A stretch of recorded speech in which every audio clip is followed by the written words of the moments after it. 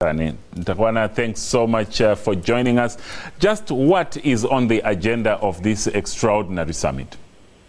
Good afternoon, Oriel. We have just now spoken to the Executive Secretary of SADC, Dr. Stegomina Lawrence-Tex, and she confirms that this particular double troika will do only one thing, and that is to receive the report of the Commission of Inquiry that investigated the death of former Army Commander of Lesotho, Maaparangwe Mahao. And she says the Commission, you remember, started its work in Lesotho in September and completed its hearings.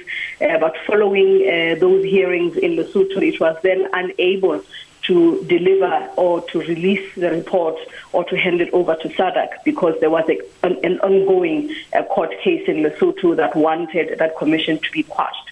But where we are now is where she has now confirmed, as I say, that this particular double troika that is being held here in Gaborone, Botswana, where the heads of state and government will meet tomorrow, will receive that report. Oriel? Now, there's no doubt that people in Lesotho will be watching this summit very closely.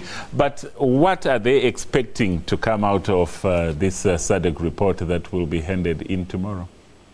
Well, Oriel, you remember that even when the government of Lesotho went to SADC, even when SADC first sent the first delegation that came to Lesotho, that was led by Defense Minister Nosiviwe Mapisa-Nqakula, and then there was a double troika on the 3rd of July that then decided to establish this commission. You remember that the idea behind it all was to find out exactly what happened. And of course, the government of Lesotho felt it couldn't do it, the investigation themselves.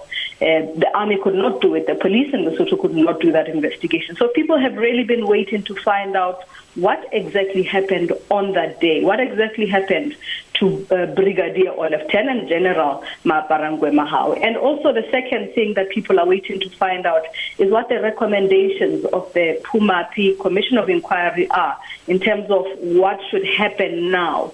In other words, who should be held responsible and how should they be held responsible. So these are some of the issues that the report itself is expected to do. It is the findings. You remember that forensic experts testified at this commission, ballistics experts testified at this commission, political leaders testified at this commission in Lesotho. So it has brought together all of those issues, and now it has come out with its report and its recommendations, and this is what people are waiting for in Lesotho. Okay? And it's been many months now since that facilitation process started, of course, led by Deputy President Cyril Ramaphosa. But since then, what is or what has been the political and security situation in the Kingdom of Lesotho itself?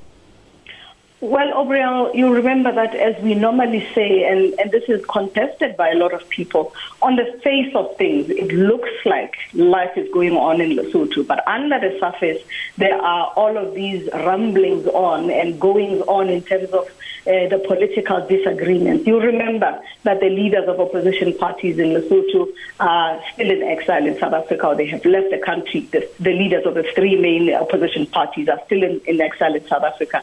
And again, the opposition is not going to parliament when it was opened all the way until it closed in December for the December break. The opposition was not going to parliament, saying, one, it wants its leaders to return to the country, and secondly, it wants this particular report to be delivered to SADC.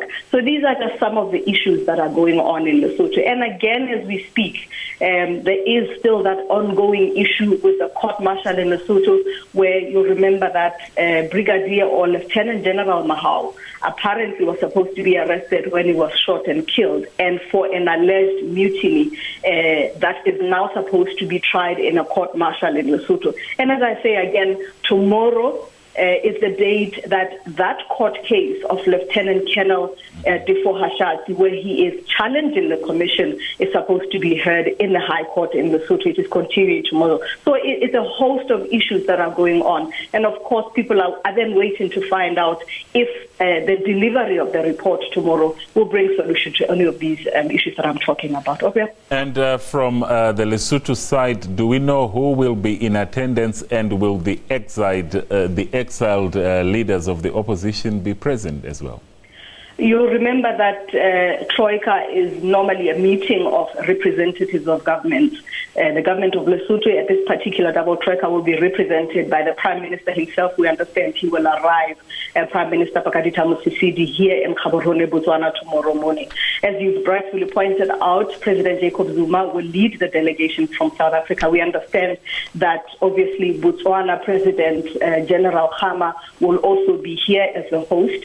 We understand also that the chairperson of the Organ for Defense and Politics, President Nyusi of Mozambique, will also be here tomorrow. Zimbabwe will be represented by its foreign minister, and Tanzania, the other country of the six that are coming to this double troika tomorrow, will be represented by its prime minister. O'Brien? All right, thank you so much, Nthakoana. We hope to speak to you once again once that report is submitted. But that was our reporter there, our correspondent in Gaborone in Botswana, Nthakoana Ngatane.